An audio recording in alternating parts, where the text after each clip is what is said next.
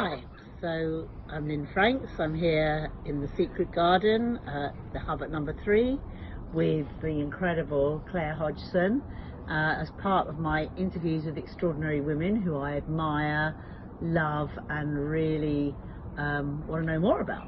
So that's what this chat's all about. Claire set up 14 years ago Diversity, which is an extraordinary performance-based organisation where she is doing work in all kinds of different ways we're going to hear about in a minute, and is here today because she's here with the cast of Midlife, a one-woman show which is really for all women, which Claire's going to tell us a bit about. So welcome, my lovely Claire. Thank you. And here we are, just about to go into performance.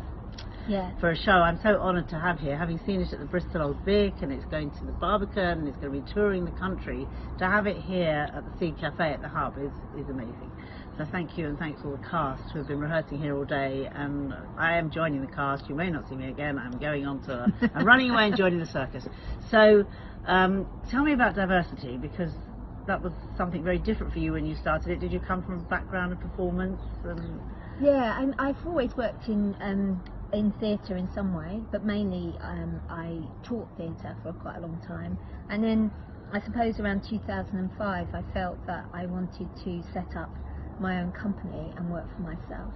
I've always had a problem with taking instruction Funny that, I know from that one. other people, and so I felt that I wanted to actually do my own thing. And what I really wanted to do was, I've always been passionate about everyone having the potential to express themselves regardless of who they are.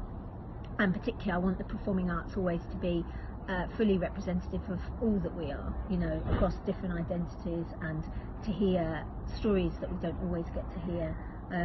And for everyone, I'm really keen that there's always an opportunity for people in their community to participate in the arts, because I think it's vital to us as humans. Yes, absolutely. So you've been doing a number of productions obviously over the years with different age groups, I guess, and different diverse groups of all kinds. Yeah.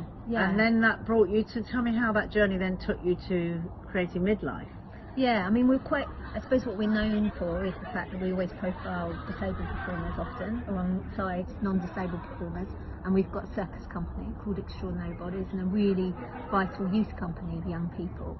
And I suppose mainly I've directed shows for the last now almost 30 years, and I hadn't really performed at all. I'd always been directing shows and also enabling other people. And then I suppose I hit menopause, and I thought I want to make a show which is the show I wish I'd seen when it began to happen to me, so that I felt less afraid, less full of shame, less frightened.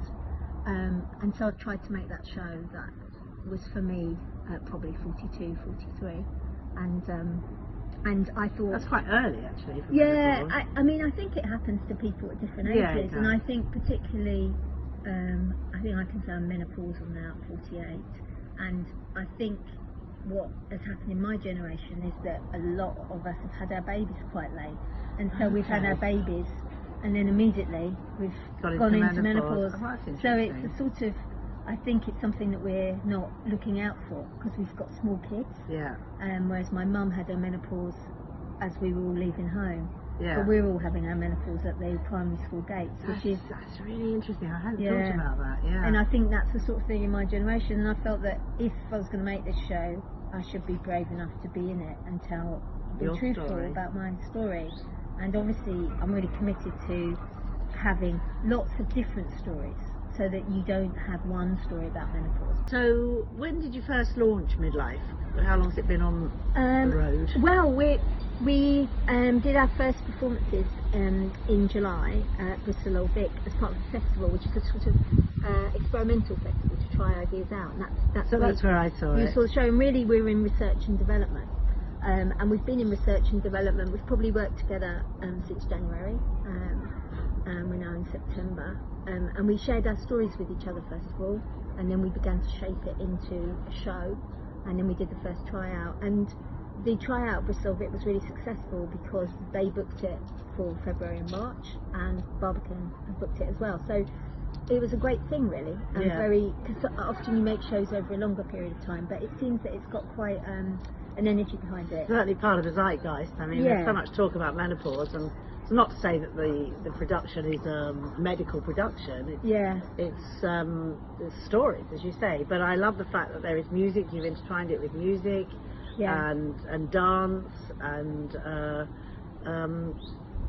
really unusual. I don't want to be a spoiler alert, but there's lots of unusual ideas to it, like the character that Jackie, that plays the sign interpreter, then ends up becoming part of the play with her story, and just everything. I mean, just watching you rehearse today, and having seen it before, it just feels so joyful, such a celebration. Is that how you feel about it? Because there's a lot of, oh, I'm having a bit of a rough time stuff in it, because it's not easy, that period of life, or probably any period of life, really.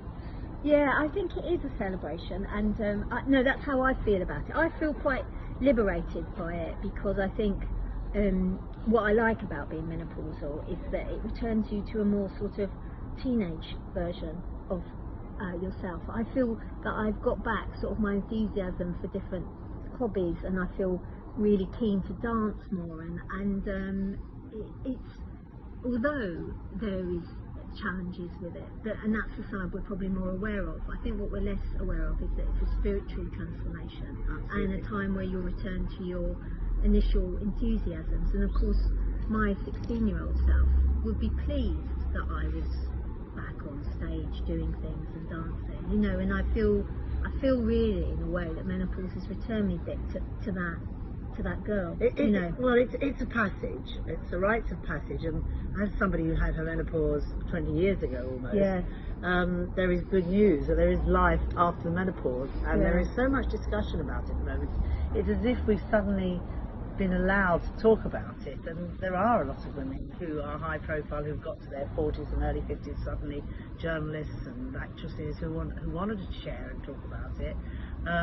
And the fact that it was almost treated like an illness for so many years is so crazy. When I went through my menopause, I was living in Los Angeles. I was fortunate enough to live in Los Angeles, and I lived a very healthy life, and I did not, looking back, really notice that much going on. I mean, I did get sweats for a bit, but you know, so what? And the good news, folks, is that actually my sex life improved after menopause and during. And so that whole thing about the libido going is low nonsense, that's to say. And also I felt much clearer in my head, which is another thing with the hormones shifting. I think there is, without question, the wise woman that we move into post-menopause is there partially because we've got more experience of life, but also partially because actually our hormones get balanced out, and without the sort of monthly ups and downs, and a more stable hormonal pattern, it's easier to kind of feel good with life, and that's I think exciting news. And dancing. I mean, I never danced as much as I have since I was 16 and 17 as I have menopause and post-menopause, as you say.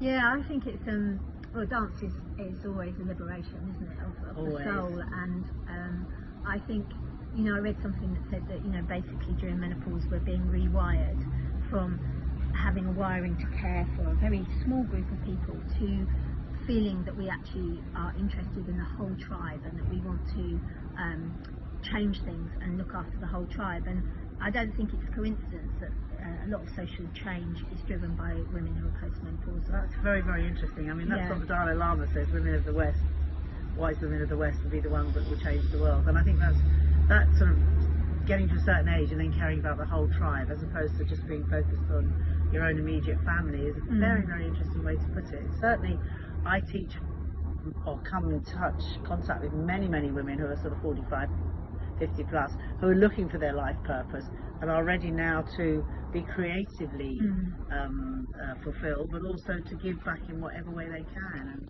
And I think that's very true. It's because your immediate family is grown and you now have the space. That's kind of, that's given me pause for thought. What other bits of wisdom can we get from you before we go off to the performance? That you found actually through researching and writing this piece, I guess. I agree with you about clarity. I think that the menopause gives you clarity in terms of you're quite clear on what you will and won't do. I found that myself. Creating boundaries and and being more sort of like focusing down on the things you really do want to work on, and losing other things. Because I think what I've learned is that I have got not endless energy, and I'll have to decide where to spend it. That's a lesson. Right. And I think when I went into menopause, I had so many different commitments and such a sort of heavy plate of things, and although it's always part of my personality